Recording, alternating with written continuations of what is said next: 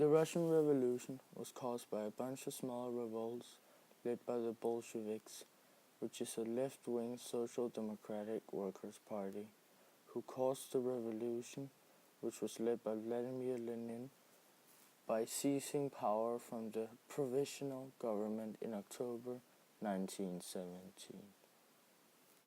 The revolution prior to this one led to the creation of the provisional government, which started on March 8, 1917. Partly because of this new government, protesters took their anger to the streets against their leader, Tsar Nicholas II. However, this was not the only reason for the revolution. Before this, World War I had taken 15 million men from the farms and workplaces, and all trains were being used for war purposes instead of distribution.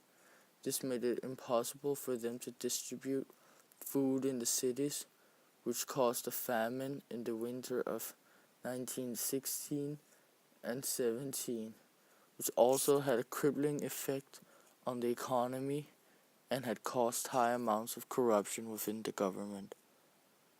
The protests started in the Russian capital of Petrograd, which is now known as St. Petersburg. Prior to the protests, the Russian government's power was shared by the provisional government and the Petrograd Soviets. The Bolsheviks came to power through a coup d'etat called the October Revolution, which started in early November.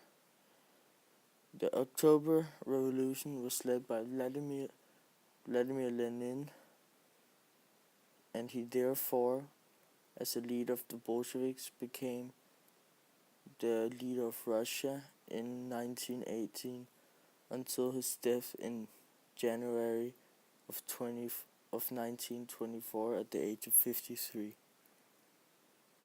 Bolshevik means one of the majority, and it was a socialist party formed in 1898 in the town of Minsk to unite the various Russian revolutionaries into one party. Later on, they became the Communist Party of the Soviet Union. The Bolshevik Party was founded by Vladimir Lenin and Alexander Bogdanov. Lenin, despite being one of the world's cruelest dictators, he actually did some quite good work for his country. First of all, he declared peace with Germany, despite this meaning that Russia lost land. He also gave land owned by the nobles to the peasants and handed factory over to the workers. He made the working day 8 hours and allowed divorce and had a campaign to teach people how to read. However, he still had arbitrary power, being able to do anything that he felt he should, including killing anyone who opposed him.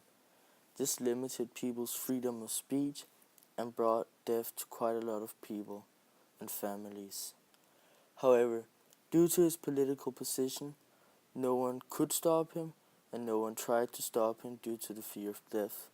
He committed many atrocious crimes, killing and torturing anyone who he thought was a threat to him or his power